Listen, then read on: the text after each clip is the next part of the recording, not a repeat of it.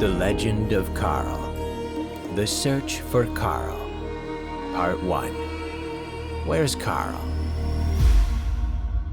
This universe is fairly large, I suppose.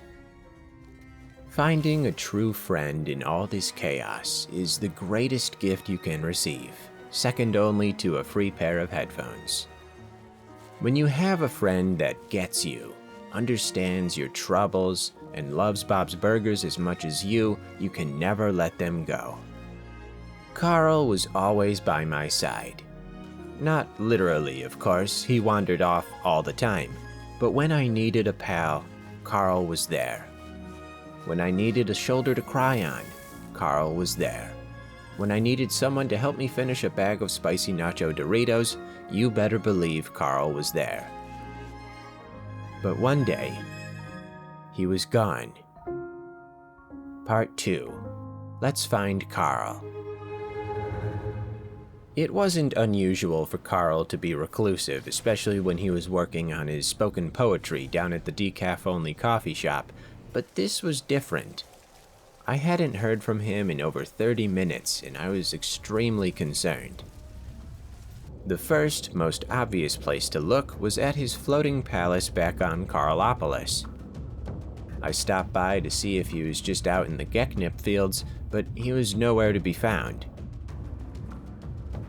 The only clue I stumbled upon was something near his favorite statue. A poster. It was crooked. Carl would never allow that in his kingdom, but it also had an unmistakable advertisement. I knew exactly who to talk to. There were only two problems. He was on the other end of the galaxy, and he was super annoying. Part 3. Carl's breadcrumbs.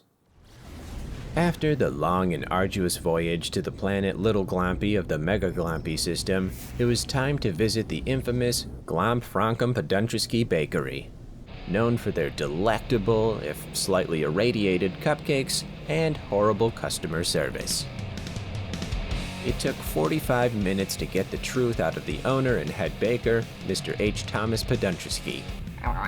Yeah, I don't want to sample your new muffin recipe. Tell me where Carl is.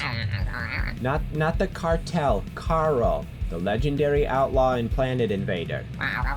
He gives really good birthday presents, super thoughtful, never generic, the kind you could never guess what's in the box. Don't change the subject. I'm not being unreasonable. I'm not gonna lower my voice, it's loud in here, and I don't know why you have to play death metal while you make tiramisu. Just tell me what happened to Carl. I know you know something, don't play dumb, you're not as good at it as I am. Eventually, he spilled the beans. Then, after cleaning up the beans, he told me where Carl was. We were one step closer to being reunited, but something would be very different. Something I could never have anticipated. Part 4. The Revelation of Carl. Mr. H. Thomas Poduntrysky directed me towards the planet Grelko. It was a planet with almost as much radiation as Little Glompy.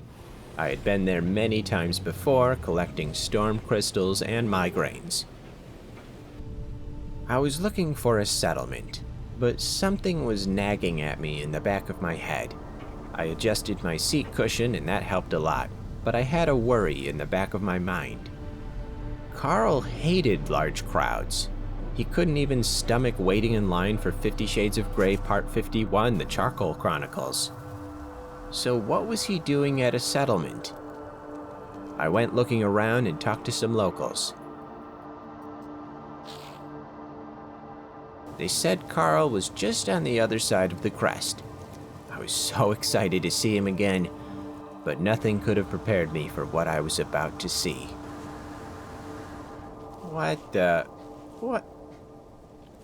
Carl, did you create a cult?